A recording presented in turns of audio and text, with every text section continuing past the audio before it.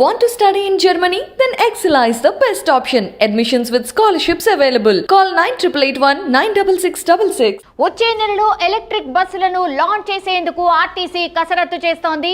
తొలి దశలో హైదరాబాద్ విజయవాడ రూట్లో 50 బస్సులను తీసుకురాబోతున్నట్టు ఆర్టీసీ ఇప్పటికే ప్రకటించింది. సోమవారం బస్ భవన్లో ఎలక్ట్రిక్ బస్సులను సంస్థ MD Sajjanar, COO Ravinder, joint MD సంగ్రామ్జీ పాటిల్ ఈడీలు పరిశీలించారు.